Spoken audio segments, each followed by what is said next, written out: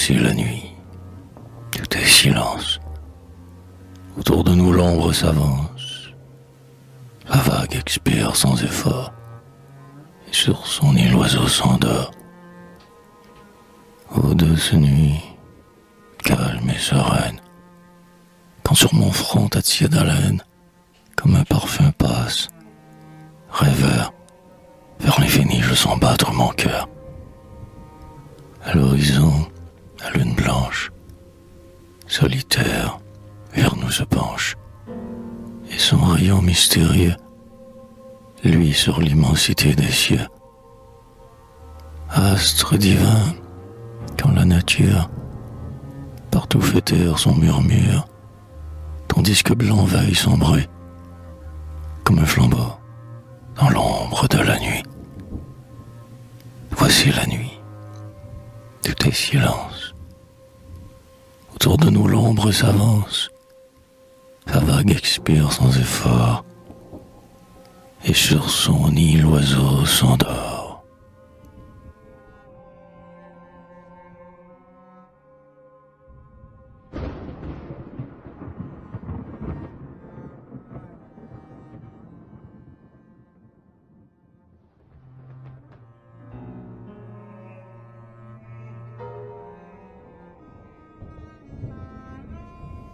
Le soir, la brise doucement caresse le feuillage.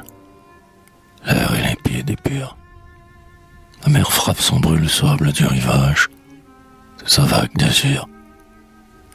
Les rayons du soleil par-delà les collines ont incliné leur feu, et leurs derniers reflets, en teinte purpurine, s'étendent dans les cieux. Le ruisseau près de nous promène son murmure sur un lit de gazon. Le rossignol, caché dans son nid de verdure, commence sa chanson. Chante, poète ailé, chante. Ta voix sonore est un écho du ciel pour publier le Dieu que tout mortel adore. La branche est ton autel.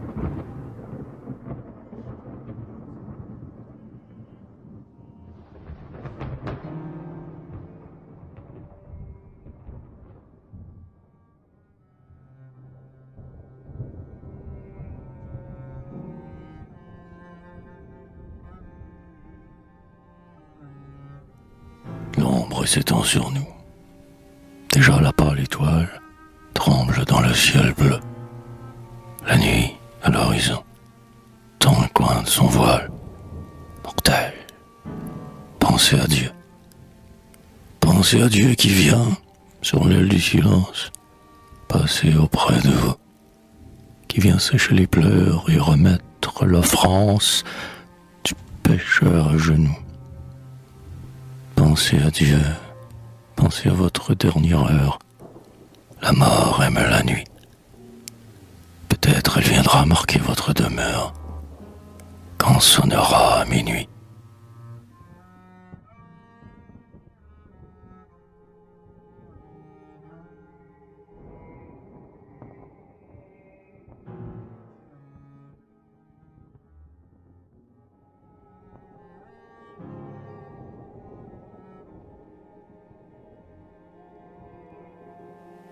Prière.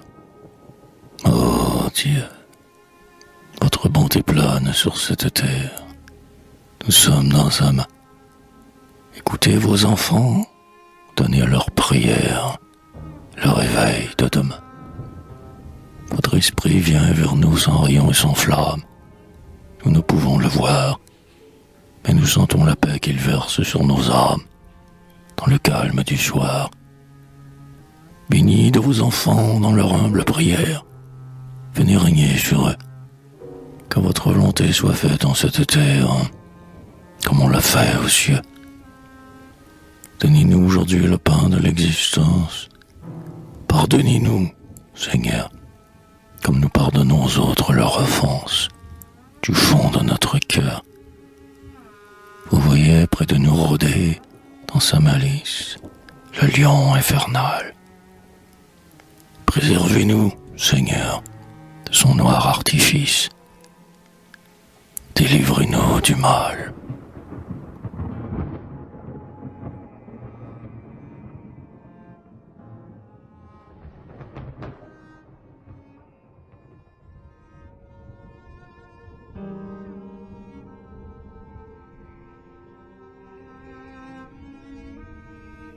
Seigneur, taisons nos voix.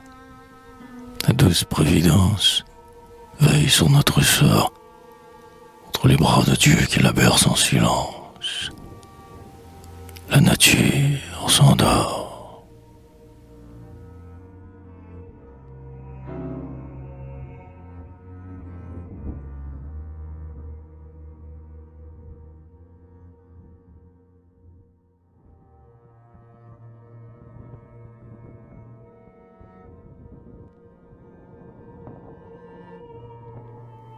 Stances, aux brises parfumées et grands bois odorants, chantez dans les ramets, aux accords enivrants.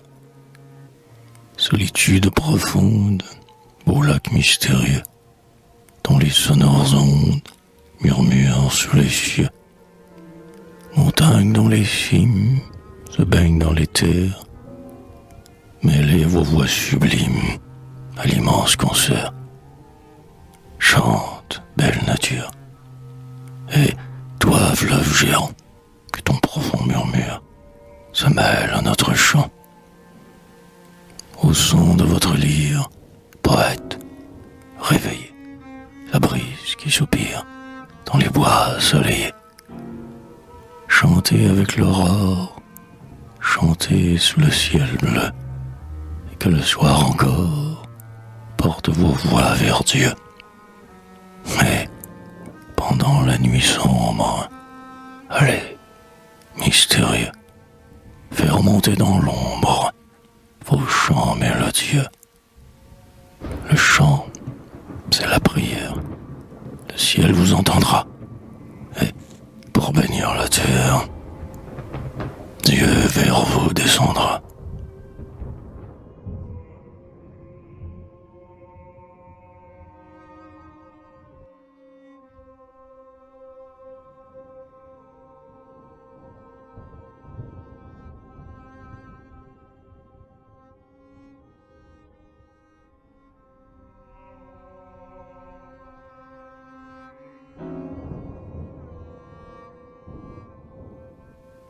L'école du village.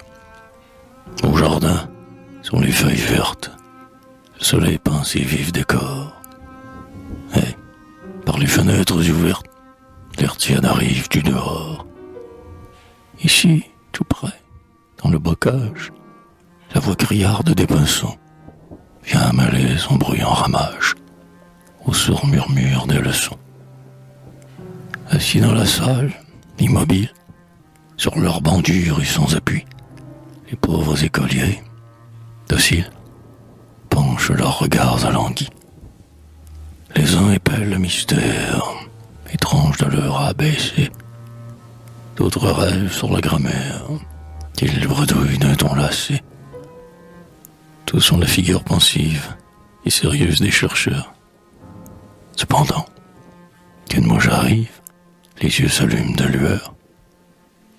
Malgré l'attrait du syllabaire et les subjonctifs séduisants, la mouche suffit pour distraire ces graves têtes de 10 ans. On s'entre-regarde, on s'agite, on parle. Le maître, qui lit, frappe avec sa règle. De suite, le silence se rétablit. Les petits reprennent l'ouvrage en regardant l'heure courir. Ils attendent, oiseaux en cage, qu'on leur permette de sortir.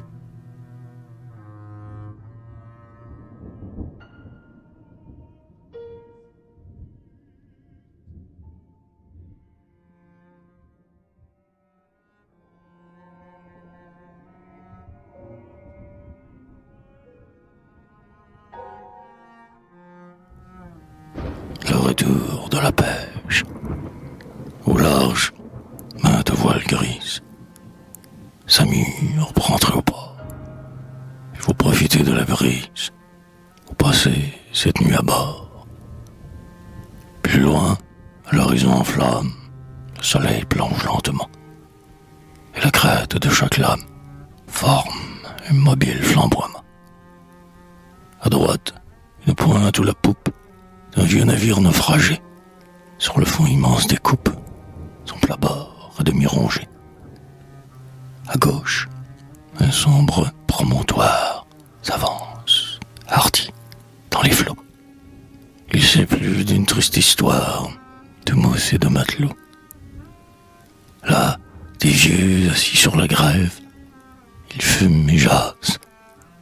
On voit la fumée ailleurs qui s'élève, odorante de chaque toit. Des femmes, à chaque fenêtre, regardent au loin, vers la mer, si l'on voit, là-bas, reparaître tous ceux qui sont partis hier. Enfin, la flottille au rivage aborde, tout est débarqué. On fait l'appel de l'équipage. Tous sont là, pas un à manquer. La nuit descend, la mer immense se fond à l'horizon parmi les grands nuages. Le silence plane sur le bourg endormi.